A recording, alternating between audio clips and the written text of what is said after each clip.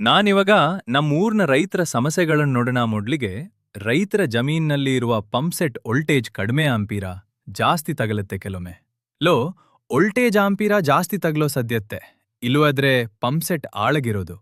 ಆದ್ರೆ ಸಾಮಾನ್ಯವಾಗಿ ನಮ್ಮೂರ್ನಲ್ಲಿ voltage 200 voltage ಇರುತ್ತೆ. ಸಾಮಾನ್ಯವಾಗಿ ಪಂಪ್ಸೆಟ್ಗಳಿಗೆ 370 ಇರಬೇಕು. ಅದಕ್ಕಿಂತ ಕೆಳಗಡೆ ಬಂದ್ರೆ ಈಟ್ ಆಗೋದು, ಸ್ಟಟರ್ ಮೆಲ್ಟ್ ಆಗೋದು, ಎಂಪಿ ಜಾಸ್ತಿ ತಗೊಳ್ಳೋದಾಗುತ್ತೆ. ಇದು ಅರ್ಲಹಳ್ಳಿ ಎಂಬ ಗ್ರಾಮದ ಇದಕ್ ಮೇಲೆ. ಅಧಿಕಾರಿಗಳನ್ನ ಕೇಳಿದ್ರೆ ನಮ್ ಕಡೆ ಬರ್ತಾ ಇರೋದಷ್ಟೇ. ವೋಲ್ಟೇಜ್ ಅಂತ ಹೇಳ್ತ್ರೆ ಇವಾಗ ನಾವ್ ಏನ್ ಮಾಡ್ಬೇಕು ಸೋಮ್?